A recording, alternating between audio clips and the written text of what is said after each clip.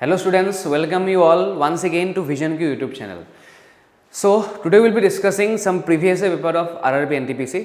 तो ये जो सीरीज़ है I discussing the math series with you, तो ये सीरीज़ बहुत ही इंपॉर्टेंट होने वाला है for upcoming RRB NTPC examination और ये SSC के लिए भी आपके लिए हेल्प करेगा. SSC का जितना भी एग्जाम है प्लस रेलवे का जितना भी एग्जाम होता है, in every examinations will get questions of this type. Okay, तो already we have discussed in the previous videos 3 parts already हो गया था. Today will be discussing the 4th paper of math section और जो कि important होता है आपका for the upcoming RRB NTPC examination. तो चलिए स्टार्ट करते हैं वीडियो को एंड देखते हैं इसका फर्स्ट क्वेश्चन क्या है. देखिए कुछ क्वेश्चंस रिपीट होता है. If I talk about railway plus SSC examination, तो आपका बेसिकली एम होना चाहिए to solve all the previous year papers, because SSC और रेलवे एग्जाम के लिए आपका PYQs बहुत करना बहुत ही इंपॉर्टेंट होता है. ठीक है, तो देखिए ये जो फर्स्ट क्वेश्चन है यहाँ पे, तो this question is about median and how to find out the median. Okay, तो एक सीरीज आपको दिया है 0 0 1 1 2 2 इन दिस वे. तो मीडियन का मतलब क्या होता है? देखिए पहले आपको एम होना चाहिए what is the meaning of median. तो मीडियन का मतलब क्या होता है? Middle number. ओके, याद रखना median is nothing but the middle number. तो middle number is the median. ठीक है, एक सीरीज में जो सबसे बीच का नंबर होगा वो होगा आपका median, provided the series is arranged in ascending और डिसेंडिंग ऑर्डर. तो यहाँ पे आपको बोल दिया that median of this series if arranged in ascending order is 2.5. तो मीडियन का मतलब क्या है? Middle number. तो मिडिल नंबर इज 2.5. तो सीरीज देखिए, ये जो सीरीज आपके पास है, this series is already arranged in ascending order. तो असेंडिंग ऑर्डर का मतलब क्या होता है? Smallest to largest. ओके, तो ये सीरीज ऑलरेडी आपके पास असेंडिंग ऑर्डर में है ही. ठीक है, और जहाँ पे आपको निकालना है x का वैल्यू कितना होगा और इसका मीडियन कितना दे दिया? 2.5. देखिए मीडियन निकालने का दो तरीका है. पहला तरीका ये होता है कि आपको काउंट करना पड़ता है कि इसमें कितना नंबर ऑफ टर्म्स है. तो 1 2 3 4 5 6 7 8 9 10 11 12. तो इसमें 12 टर्म्स है, मतलब n equal to 12 and 12 is an even number. ठीक है, 12 is an even number.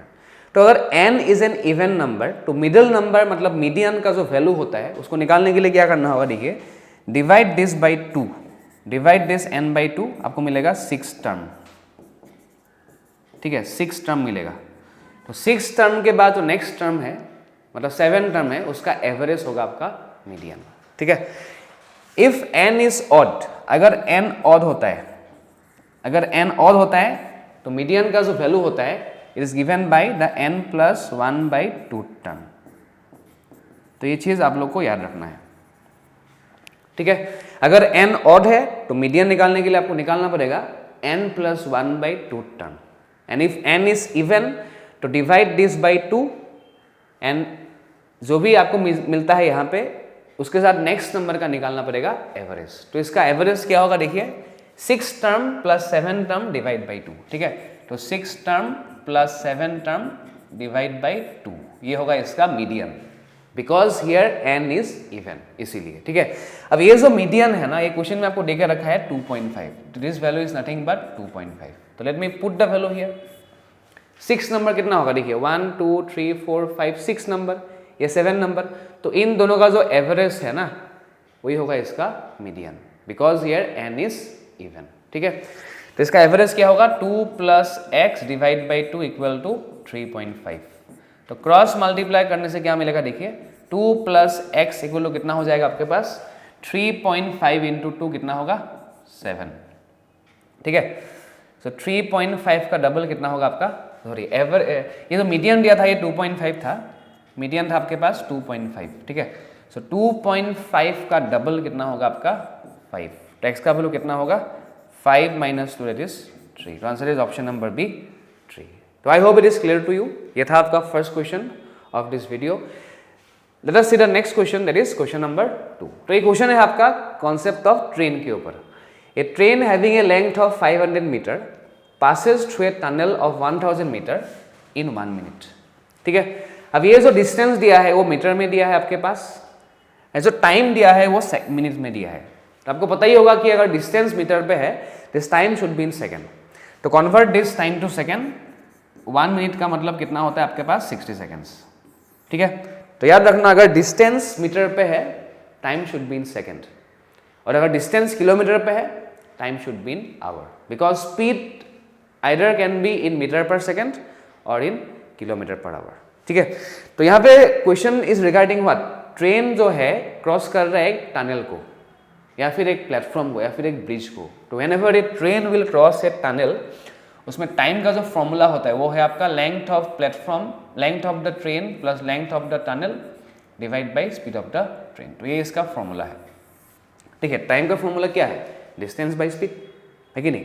Now when A train will cross a tunnel, it covers how much distance, its own length plus the tunnel length divide by speed. तो let me put the value here ना, value को put कर दीजिए यहाँ पे। तो time कितना दिया है आपके पास 60 सेकेंड्स।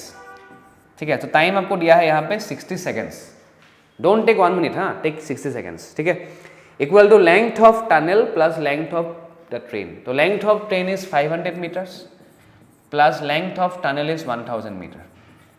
ठीक है, ये टाइम सेकेंड्स में है, डिस्टेंस मीटर पे है, तो speed will be found in what, metre per second.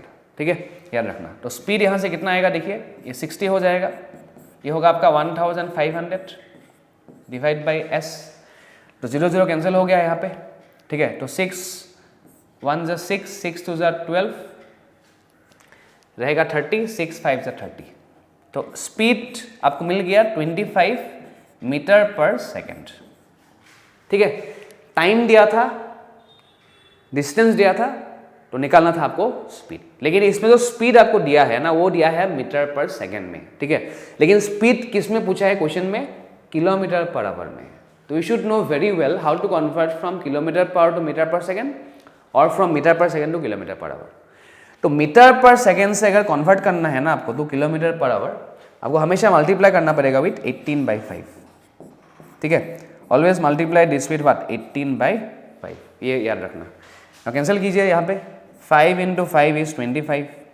ठीक है, तो 18 × 5 कितना होगा आपके पास, 90 किलोमीटर पर आवर। तो answer is option number B, 90 kilometre per hour. चलिए देखते हैं नेक्स्ट क्वेश्चन को, क्वेश्चन नंबर 3 को। हाँ, ये क्वेश्चन है आपका टाइम एंड वर्क टॉपिक का, और ये टाइम एंड वर्क टॉपिक जो है ये कोई भी एग्जाम के लिए बहुत ही इंपॉर्टेंट बनता है। ठीक है, तो Manju take 16 days to complete a work. तो एक काम को मंजू कर सकता है 16 डेज में। If she works with her friend jenny, they complete it in 12 days। तो एक आदमी कर सकता है 16 डेज में, जब दोनों आदमी मिलकर काम कर लेता है, the same work is done in 12 days। तो how many days will it take for Jenny to complete the work alone. मतलब इसमें आपको दिया है Manju can do a work in 16 days। ठीक है, नेक्स्ट आपको दिया है जब वो काम करता है with her friend Jenny, when she works with her friend Jenny, then उसको लगता है 12 days। तो एक इसका टाइम है, ये आपका A + B का टाइम है, मतलब ये आपका टाइम है मंजू प्लस जेनी का 12 days। ठीक है, मतलब A का टाइम दिया है, A + B का टाइम दिया है, और निकालना है B will take how many days. This is the question. ठीक है, तो पहले आपका स्टेप क्या होता है, हमेशा इसका निकालना पड़ेगा एलसीएम। इसका एलसीएम होगा आपका टोटल वर्क। तो इसका एलसीएम अगर आप निकालते हो ना, आपको मिलेगा 48 यूनिट्स। तो 48 क्या है आपका टोटल वर्क है। ठीक है, 48 units is the total work, because 48 इससे भी डिविजिबल है, इससे भी डिविजिबल है। ठीक है, तो टोटल वर्क निकालने के बाद हमेशा निकालना पड़ेगा आपको एफिशिएंसी, बिकॉज एफिशिएंसी का मतलब क्या होता है, 1 day वर्क। इसका फॉर्मूला क्या था, work divide by time, work divide by time. तो याद रखना एफिशिएंसी का जो फॉर्मूला है, it is work divided by time. तो ये फॉर्मूला एक बहुत ही इंपॉर्टेंट फॉर्मूला है to solve questions of time and work topic. ठीक है, चलिए तो नाउ सी एफिशिएंसी क्या होगा, मंजू का होगा आपका 3 और दोनों का मिला के होगा आपका 4। Work divide by time, work divide by time. ठीक है, दोनों का मिला के 4, इसमें से मंजू का 3, तो लेट मी पुट 3 हियर ना इन प्लेस ऑफ मंजू। तो जेनी का कितना मिलेगा, यहां से देखिए जेनी का आ जाएगा आपका 4 - 3 1। तो efficiency of Jenny will be equal to 1। ठीक है, तो why have found efficiency of Jenny, because time is asked to find for Jenny. तो जिसका भी टाइम पूछा है, जिसका टाइम पूछा है ना, उसी का चाहिए आपको एफिशिएंसी। ये हमेशा याद रखना, जिसका टाइम उसी का एफिशिएंसी। ठीक है, तो यहाँ पे निकालना है टाइम टेकन बाई जेनी। तो टाइम टेकन बाई जेनी निकालने के लिए फॉर्मूला क्या होगा, देखिए टाइम का फॉर्मूला क्या है, वर्क बाय एफिशिएंसी। ठीक है, तो वर्क कितना था 48, ये काम कौन करेगा? जेनी करेगा। तो जो करेगा उसका एफिशिएंसी, जिसका टाइम उसी का एफिशिएंसी, ठीक है। तो 48/1 days will be the right answer of this question. तो 48/1 का मतलब कितना होगा? 48 days is the right answer.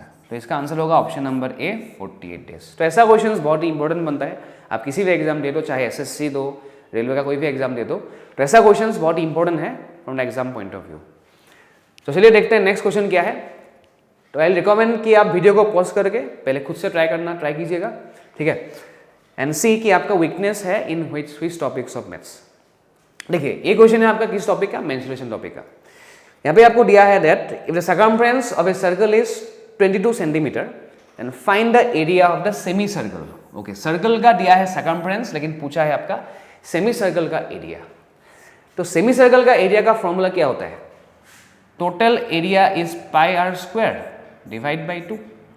ये है ना अल्टीमेटली पूरा एरिया क्या होता है? Pi are square, and let me divide that area by 2। I will get the area of a semi circle. अब ये एरिया निकालने के लिए आपको रेडियस चाहिए।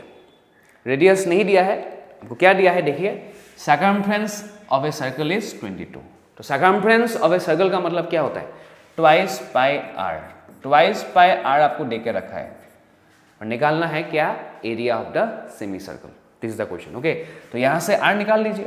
तो पाई का वैल्यू कितना है? 22/7, ठीक है, into r equal to 22। So 2 into pi into r is given to be 22, ठीक है। तो this 22 will be cancel out, ठीक है। तो यहां से अगर आप आर का वैल्यू को निकाल लेते हो, आपको मिलेगा 7/2 सेंटीमीटर। आर कितना हो जाएगा आपका? 7/2 सेंटीमीटर, ठीक है। अभी आपको चाहिए एरिया निकालना। तो एरिया का फॉर्मूला क्या होता है? Pi are square divide by 2, ये निकालना है, ठीक है। निकालना क्या है? Pi are square divide by 2, because यहां पे आपको चाहिए area of the semi circle, ये है। तो पाई का वैल्यू को पुट कर दीजिए 22/7 इंटू आर स्क्वायर, मतलब आर इंटू आर, है कि नहीं? Pi into r divide by 2 या मल्टीप्लाई बाय 1/2, एक ही बात है। ये निकालना है, ठीक है। सो ये जाएगा आपका 11 टाइम्स, ये 7 कैंसिल हो जाएगा, तो और कैंसिल नहीं जाएगा तो मल्टीप्लाई कीजिए, ठीक है। 11 7 जा कितना होगा? 77, ठीक है। और नीचे कितना आएगा आपके पास? 2 इंटू 2 कितना आएगा? 4, ओके। तो इफ यू डिवाइड आपको मिलेगा 4 19 जा 76, रहेगा 10, 4 2 जा 8 एंड 4 5 जा 20, तो 19.25 square centimetre. Option number B is the right answer, ठीक है। तो इस टॉपिक का क्वेश्चंस करने के लिए आपको बहुत क्लियरली इसका फॉर्मूला याद करना पड़ेगा and each and every formula का क्वेश्चंस करना पड़ेगा, तभी जाके आप एग्जाम में क्वेश्चंस कर सकते हो, ठीक है। चलिए नेक्स्ट देखिए question number 5। 78 books, 114 crayons and 141 notebooks, ठीक है। 78 बुक्स आपके पास है, 114 क्रेयॉन्स है एंड 141 नोटबुक्स आपके पास है। तो क्या करना है? इसको देखिए, इसको डिवाइड करना है अमंग स्कूल चिल्ड्रन इक्वली। तो ये सब इक्वल डिवाइड करना है, ठीक है, among a certain number of school children. तो डिवाइड करने के बाद क्या दिखाई देता है कि it was found that 6 were left undistributed in each. मतलब बुक्स, क्रेयॉन्स और 141 नोटबुक को डिवाइड करने के बाद 6 was left out in each case. तो बताइए टोटल स्टूडेंट्स कितना था? देखिए 6 जो बाकी रहा वो है आपका रिमाइंडर। दैट मीन्स इन सभी नंबर्स को एक नंबर से डिवाइड करने के बाद रिमाइंडर लेफ्ट इज 6। वो नंबर कौन सा है? This is the question. तो क्वेश्चन कौन सा टॉपिक का है? एलसीएम एचसीएफ टॉपिक का है, ठीक है। तो अल्टीमेटली क्वेश्चन में क्या चाहिए? डिविजिबल नहीं होगा ऐसा नंबर, ये नंबर आपके पास ऑप्शन में भी है। तो this numbers will not divide this 3 numbers. इसको डिवाइड करने के बाद जो भी नंबर को डिवाइड करने के बाद रिमाइंडर 6 आता है, this will give the answer. मतलब ultimately question should be like this, find the greatest number which divides this 3 numbers and such that 6 is the reminder in every case. सबके पास 6 reminder बच जाता है। तो let me check from the options. First option क्या आपका? 9। तो if I divide 78 by 9, देखते हैं रिमाइंडर कितना आएगा, ठीक है। देखिए तो 9 8 जा 72, तो रिमाइंडर कितना रहेगा यहाँ पे? तो रिमाइंडर यहाँ पे रहेगा आपका 6, तो रिमाइंडर 6 ही आता है, ठीक है। नेक्स्ट को भी देखिए 114, तो इफ आई डिवाइड 114 बाई 9 क्या होगा, देखिए 9 12 जा 108, ठीक है, 9 12 जा 108, कितना रहेगा आपके पास, अगेन 6 रहेगा, तो रिमाइंडर 6 ही होगा। एंड क्या बाकी है 141, तो डिवाइड दिस 141 बाई 9, ठीक है। सो 9 15 जार 135, देखिए टेबल याद करना बहुत ही इंपॉर्टेंट है to find the answer easily, okay. So 9 15 जार 135, रिमाइंडर अगेन रहेगा आपके पास 6। That means if I divide this 3 numbers by 999, 6 is the reminder in every case, तो 9 इज द राइट आंसर। ये क्वेश्चन है, ठीक है। चलिए नेक्स्ट देखिए क्वेश्चन नंबर 6 को। हाँ, इसको देखिए, if a to the power x plus y is equal to what, a to the power 6 and x is greater than y by 2, find the value of x, ठीक है। ये आपको दिया है पहले, ये आपको दिया और एक लाइन दे दिया कि x is greater than y by 2, इसका मतलब क्या है, x is more than y by 2 या फिर y is less than x by 2, इसका मतलब क्या होता है, x minus y is 2, इसका मतलब होता है आपके पास x minus y is 2। Now देखिए आपके पास दो इक्वेशन दे दिया, पहला इक्वेशन ये है, दूसरा इक्वेशन ये है, ठीक है। तो इस इक्वेशन से क्या मिलेगा, देखिए ये दोनों इस साइड में क्या है, बेस इज सेम, इसके पास भी a है, इसके पास भी a है ना, तो if the base is same the powers will automatically be equal, ठीक है। तो यहां से क्या लिख सकते हैं आप, x plus y equal to 6, तो ये है आपका पहला इक्वेशन, ठीक है। तो x plus y equal to 6 है आपका फर्स्ट इक्वेशन। दूसरा इक्वेशन क्या दिया आपके पास, x minus y equal to 2, तो ये है आपका सेकेंड इक्वेशन। तो ये have now 2 equations with 2 variables, दोनों को सॉल्व करना होगा and then you can find the value of x और y, ठीक है। निकाल लेते हैं एक बार, फाइंड x, निकालना क्या है x। तो x निकालने के लिए आपको y को रिमूव करना पड़ेगा, to find x you have to remove y from this 2 equations, और y को रिमूव करने के लिए मुझे क्या करना पड़ेगा, इन दोनों इक्वेशंस को प्लस करना पड़ेगा। I have to add this 2 equations 1 plus 2, तो this y will be cancelled out, ठीक है। तो x plus x twice x equal to कितना होगा, 6 plus 2 8 रहेगा, तो x का वैल्यू कितना आ जाएगा यहाँ से, 2 4 8, तो x will be equal to 4, तो इसका आंसर होगा ऑप्शन नंबर डी 4। तो आपके पास था 2 इक्वेशंस 2 वेरिएबल्स, दोनों को सॉल्व करना होगा to find the value of x। तो I think it is clear to everyone. चलिए नेक्स्ट देखते हैं क्वेश्चन नंबर 7 क्या है। देखिए, I take a book from a library containing 378 pages, ठीक है, to be return in a weeks time, 1 week का मतलब 7 डेज, ठीक है।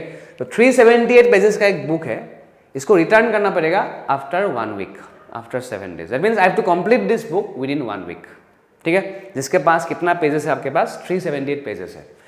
अभी नेक्स्ट यहाँ पे बोला है कि that if I can read 14 pages an hour for 3 hours daily, तो every day I read for 3 hours and every hour I read 14 pages, for how long should it be renewed so that the book can be read fully, book can be fully read. तो ये question आप बोल सकते हो कि time and work topic का होता है।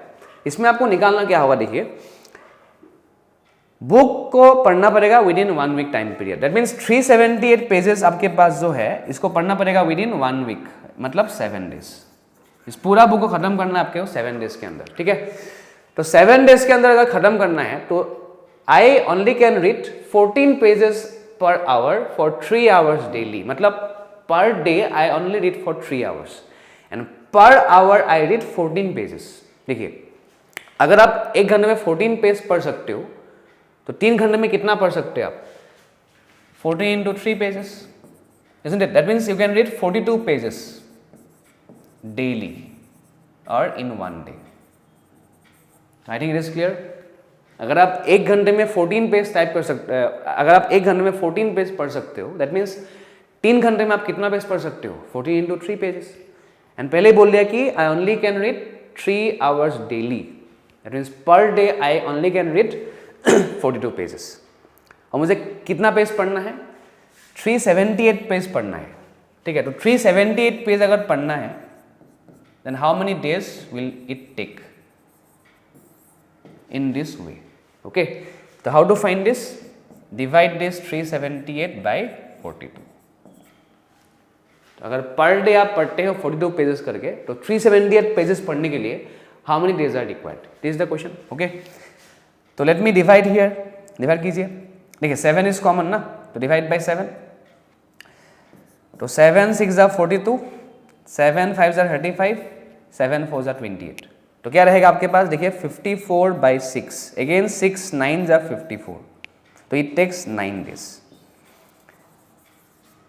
मतलब ये पूरा बुक को खत्म करने के लिए आई रिक्वायर 9 डेज, लेकिन आपको रिटर्न करना है उस बुक को आफ्टर 1 वीक, आफ्टर 7 डेज। तो कितना डेज को रिन्यू चाहिए आपको करने के लिए, 9 - 7 days, that is you should renew this book for 2 days extra. Answer will B 2 days, option number D. काफ़ी अच्छा क्वेश्चन था एक, जिसमें आपको नंबर ऑफ डेज को माइनस करना है। ठीक है, तो इसको वीडियो को पॉज करके फिर से खुद से ट्राई करना आप लोग, एंड देन सी कि क्वेश्चन को समझ में आया कि नहीं। ठीक है, तो चलिए ये क्वेश्चन था क्वेश्चन नंबर 7। आगे बढ़ते देखते हैं नेक्स्ट क्वेश्चन, क्वेश्चन नंबर 8। इसको देखिए, हाँ ये क्वेश्चन है आपका बेस्ड ऑन एवरेज टॉपिक। ठीक है, the mean of the marks scored by 12 students of A class is 67.4। तो 12 स्टूडेंट्स का एवरेज मार्क्स कितना है, 67.4। मीन का मतलब क्या है, एवरेज, मीन इज एवरेज ना। ठीक है, if the mean of another class consisting of 15 students is 72.3, okay, then find their combined mean. Combined mean कितना होगा, देखिए 12 स्टूडेंट्स का एवरेज मार्क्स है कितना, 67.4। ठीक है, और नेक्स्ट 15 स्टूडेंट्स का एवरेज मार्क्स आपके पास है 72.3। कॉम्बाइंड एवरेज क्या होगा, तो कॉम्बाइंड एवरेज का मतलब क्या होता है, वेटेड एवरेज और total average of the mixture. ठीक है, जिसको निकालना है, let this average be x। तो इसको मिक्स करने के बाद 12 और 15 स्टूडेंट्स को मिक्स करने के बाद दोनों क्लासेस का एवरेज मार्क्स कितना होगा। Now this concept is basically applicable to questions of alligation और एवरेज। ठीक है, और ये निकालने के लिए एक फॉर्मूला भी था, formula is like this, n1 into a1 plus n2 into a2। ठीक है, डिवाइडेड बाय क्या होता है, n1 प्लस n2। ठीक है, तो ये है आपका एलिगेशन से आता है, ये फॉर्मूला आता है आपका एवरेज कॉन्सेप्ट से ही, और इससे बनता है आपका एलिगेशन, जिसका नाम होता है आपका वेटेड एवरेज और टोटल एवरेज। ठीक है, ना एलिगेशन में टोटल एवरेज जो है वो नंबर ऑफ स्टूडेंट्स के ऊपर डिपेंड नहीं करेगा, डिपेंड करेगा ओनली रेशियो के ऊपर। तो इसका ये रेशियो कितना है, देखिए 3 4 are 12, 3 5 are 15।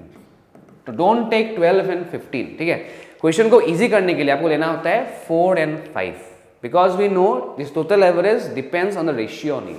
ठीक है, तो n1 into a1 plus n2 into a2 divide by n1 plus n2। ठीक है, तो n1 इंटू a1 मल्टीप्लाई कीजिए, ठीक है, plus n2 into a2, n2 into a2, okay, divide by क्या होगा, n1 plus n2, 4 plus 5 9। This is the question. ठीक है, late me find out like this.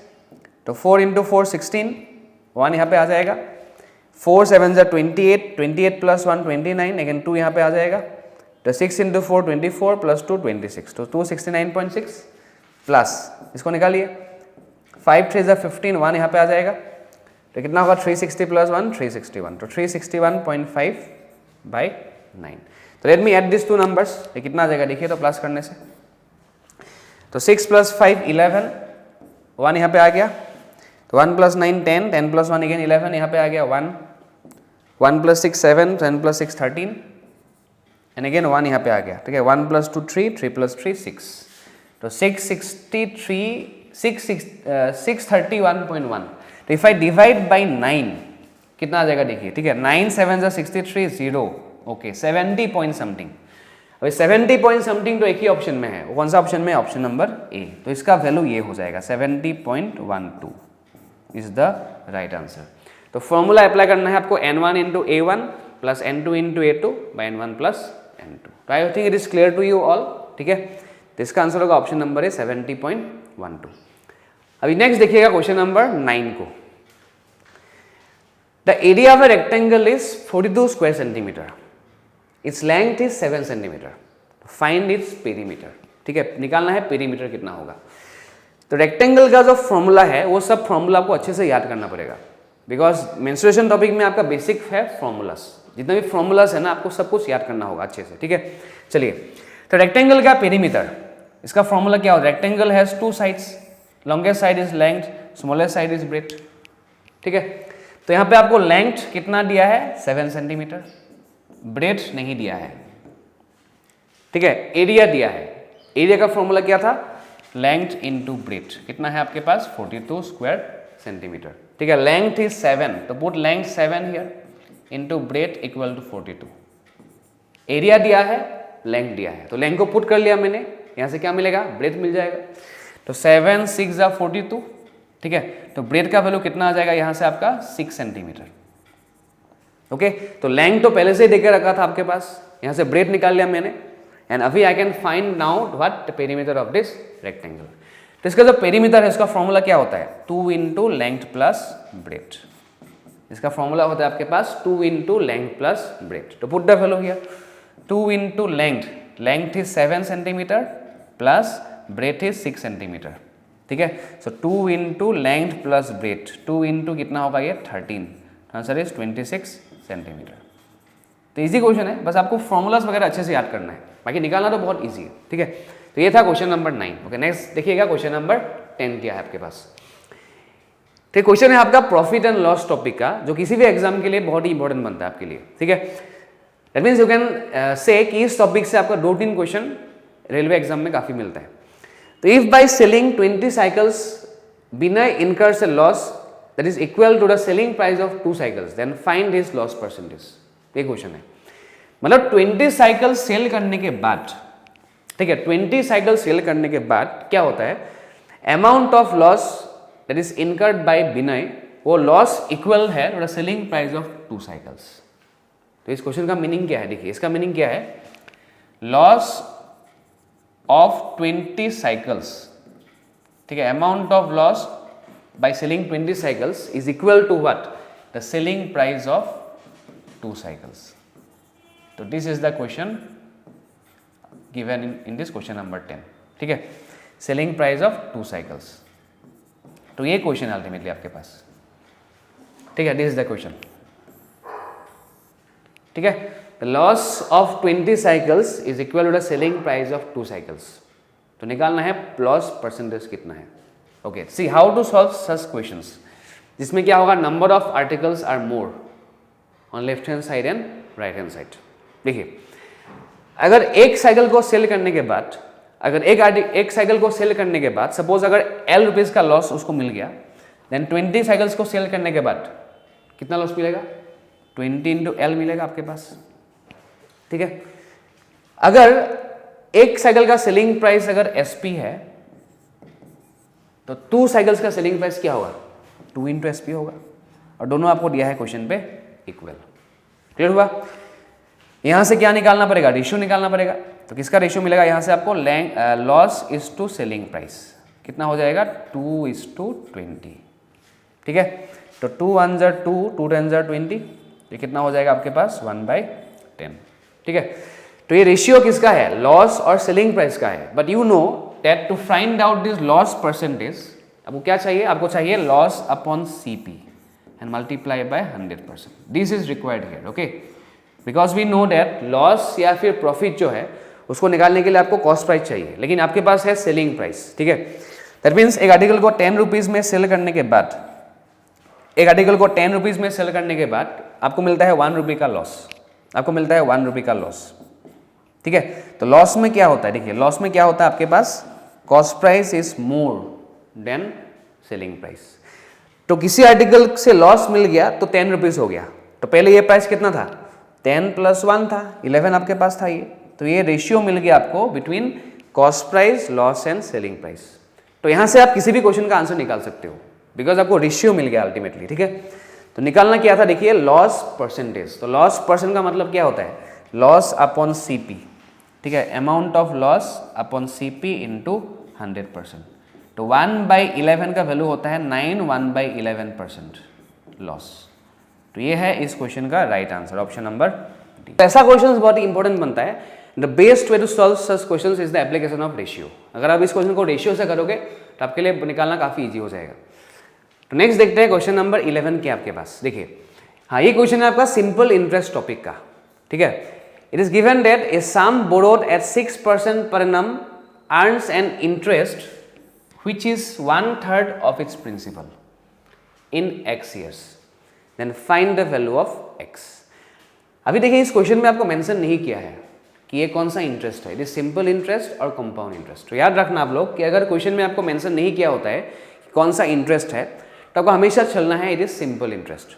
That means every year interest is equal, ठीक है। देखिए इसमें क्या दिया है, rate of interest is 6% and the simple interest है, it is 1/3 of the principal and time is x years। 3 things are given to you, ठीक है। तो जो इंटरेस्ट इसमें दिया है, the simple interest is equal to 1/3 of the principal, ये दिया है, ठीक है। और टाइम इज x years। तो फॉर्मूला अप्लाई कर दीजिए। फॉर्मूला क्या था सिंपल इंटरेस्ट का, p into r into t by 100 equal to 1/3 into p, मतलब p/3, एक ही बात है, ठीक है। तो सिंपल इंटरेस्ट का जो फॉर्मूला है उसको याद रखना आपको, p/r/t/100, ठीक है। p into r into t divide by 100, okay. तो ये p तो पहले से कैंसिल आउट हो गया आपके पास। रेट ऑफ इंटरेस्ट दिया था आपको 6% इंटू टाइम आपको दिया था x years divide by 100 equal to 1/3, ठीक है। तो कैंसिल कर दीजिए, 2 3s are 6, 2 50s are 100। तो क्रॉस मल्टीप्लाई करेंगे तो क्या मिलेगा, देखिए 9x इक्वल टू 50, ठीक है। 9x equal to 50। तो x का वैल्यू क्या होगा, आप यहां से देखिए 50 डिवाइडेड बाई 9। तो यहां से आपको मिलेगा इसका आंसर 5 9 जा 45, ठीक है। तो रहेगा 5/9%। हाँ, ये x क्या था, years था ना, दिस x was time ना, ओके। तो 5/9 years is the right answer. तो आंसर होगा 5/9, ओके।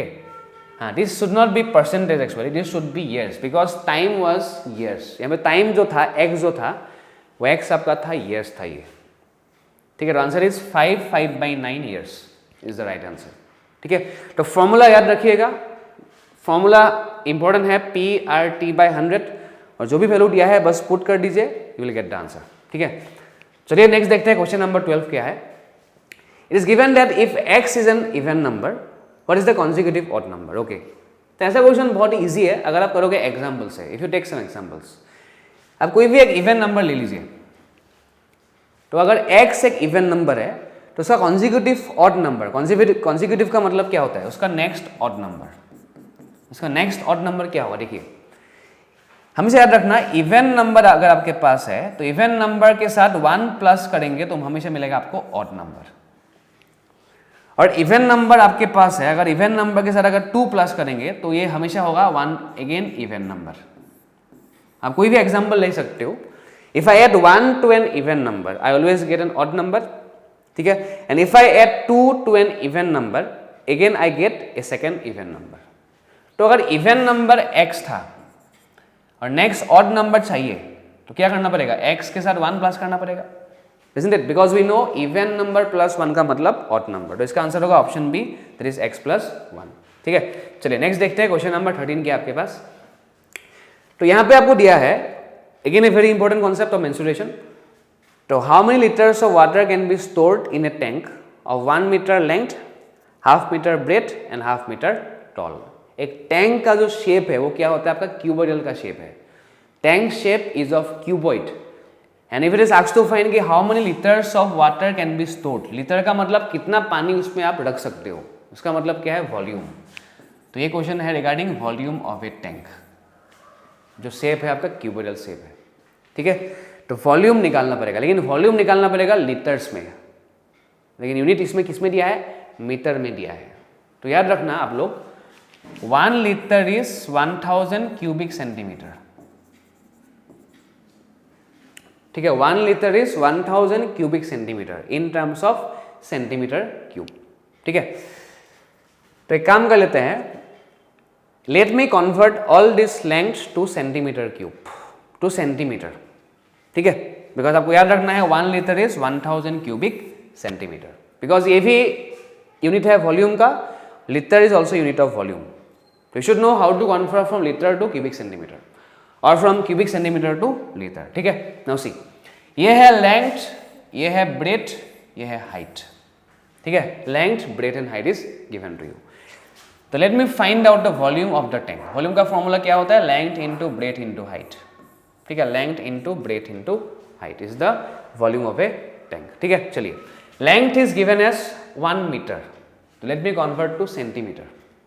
तो 1 मीटर का मतलब 100 centimetre into half metre. Half metre का मतलब 50 सेंटीमीटर. Again height is half metre, तो हाफ मीटर का मतलब again 50 centimetre. I have converted this all these 3 units of length, breadth and height to centimeter. तो ये यूनिट किस में आएगा आपका? ये आएगा आपका क्यूबिक सेंटीमीटर में. ठीक है, तो 5 इंटू 5 हो गया 25 और साथ में आपको मिलेगा 12340 क्यूबिक सेंटीमीटर. तो if the unit is in centimetre cube तो ही इसका आंसर होता. लेकिन यहाँ पे आपको पूछा है इन लीटर्स. तो लीटर का मतलब क्या होता है? Unit of volume. एंड आपको पता है that 1000 cubic centimetre is 1 litre. तो आपको निकालना पड़ेगा इतना क्यूबिक सेंटीमीटर में कितना लीटर है. तो what to do? Divide this value of 250000 by 1000. This will convert it to litre. बस इतना ही करना है आपको. ठीक है, देखिए क्या मिलेगा. 3 जीरो के साथ 3 जीरो कैंसिल हो जाएगा. ठीक है, तो आंसर कितना आएगा आपका? 250 लीटर्स. तो इसका आंसर होगा ऑप्शन नंबर बी, 250 लीटर्स. देखिए ऑप्शंस भी बहुत सिमिलर है. हाँ, if you don't know the exact answer ना तो मिस्टेक होने का चांस बहुत ज्यादा होता है. ठीक है, चलिए नेक्स्ट देखते हैं 14 एंड 15 नंबर क्वेश्चंस. ठीक है, तो इसमें दिया है that Jen won a lottery and gets 1/3 of the winning amount. ठीक है, एंड डोनेट्स ₹6000 व्हिच इज 1/6. तो जेन को मिलता है एक लॉटरी एंड जितना उसको पैसा मिलता है उसका 1/3 उसको मिल जाता है. ठीक है, एंड डोनेट करता है वो ₹6000 which is 1/6. And find how much the lottery was worth. इसका वर्थ वैल्यू कितना था? मान लीजिए लॉटरी का वैल्यू x था. Lottery value was ₹x suppose. तो क्या उस कितना जितना उसको मिला, जितना उसने डोनेट किया, ही डोनेटेड हाउ मच? ₹6000. तो ये कितना होगा? देखिए ये x का 1/3 होगा, ये x का 1/3 होगा और उसका भी 1/6, उसका भी 1/6. जितना लॉटरी का वैल्यू था उसमें से उसको 1/3 मिल गया, उसमें से उसने 1/6 डोनेट कर लिया. तो कितना डोनेट किया उसने? ₹6000. ठीक है, तो this value is given to be 6000. तो यहां से निकालना है x का वैल्यू कितना है. ठीक है, तो ऊपर आएगा आपका पास, ऊपर रहेगा x, नीचे रहेगा आपके पास 6 × 3 18 और ये हो जाए कितना होगा आपका 6000. तो क्रॉस मल्टीप्लाई करने के बाद आपको मिलेगा कितना? 18 6 कितना है? 108 और साथ में 3 0. तो 1,08,000 is the lottery price. Okay, तो answer will be 1,08,000. Option number D. ठीक है, तो आई थिंक यहाँ तक क्लियर हुआ सभी को. चलिए आगे बढ़ते हैं और देखते हैं आज का last question of today's video. That is question number 15. देखिए, find the difference between the place value and the face value of the digit 9. ठीक है, place value and face value difference निकालना है किसका? 9 का in the number this number. We have got this topic before in the school level, place value and face value, and how to find out place value and face value. तो याद रखना, face value of any number, face value of 9 कितना होगा? 9 ही होगा. face value of 2 2 ही होगा. face value of 0 0 ही हो जाएगा. that means face value of 9. ठीक है, face value of 9 will be 9 only. तो जितना वो नंबर था उतना ही होगा उसका face value. ठीक है, but place value depends on the place of this 9. ठीक है, प्लेस वैल्यू ऑफ 9 अगर आपको निकालना है, प्लेस वैल्यू ऑफ 9, तो प्लेस वैल्यू का कॉन्सेप्ट क्या है? The number multiply by its position. ठीक है, the number multiply by its position. ये बात, ये पॉइंट याद रखना to find the place value. जो भी नंबर आपको दिया है उसको मल्टीप्लाई करना पड़ेगा उसका पोजीशन के साथ. Because this word is important here, place. मतलब वो 9 किस प्लेस में है, that is important. Okay, so 9 multiply by its position. तो 9 किस में है? देखिए ये है आपका यूनिट्स प्लेस. ठीक है, ये है यूनिट्स प्लेस, ये है टेंस प्लेस, ये 100, ये 1000 प्लेस, ये 10,000, ये लाख. नेक्स्ट आएगा आपका 10 लाख इन दिस वे. ठीक है, तो ये यूनिट्स प्लेस या वंस प्लेस, ये टेंस प्लेस, ये हंड्रेड्स प्लेस, ये thousands place, so 9 is in thousands place, तो 9 इंटू इट्स पोजिशन मतलब इंटू 1000, तो 9000 is the place value of 9 in this number, ठीक है। तो place value of 9 is 9000, face value of 9 is 9, तो इसका डिफरेंस कितना होगा, तो निकाल लीजिए इसका डिफरेंस, डिफरेंस का मतलब माइनस, ठीक है। तो 9000 माइनस 9, तो लास्ट में आएगा आपके पास 1, देन आएगा आपका 9, 9 एंड 8, तो answer will be option number B 8991। So this should be clear to you कि what is place value and what is face value. और याद रखना प्लेस वैल्यू का एक और भी नाम होता है, एग्जाम में समटाइम्स प्लेस वैल्यू करके भी आ सकता है या लोकल वैल्यू करके भी आ सकता है, ठीक है, लोकल वैल्यू, तो place value local value is same. तो I think it is clear all this 15 questions. तो ये वीडियो अगर आपको अच्छा लगा तो please do like this video and also share this video with your friends, because SSC या रेलवे एग्जाम के लिए बहुत ही इंपॉर्टेंट बनता है to do previous year questions and will continue this series till the exam, ठीक है। तो I think it is beneficial for you. तो मिलते हैं नेक्स्ट वीडियो में, till then thank you all.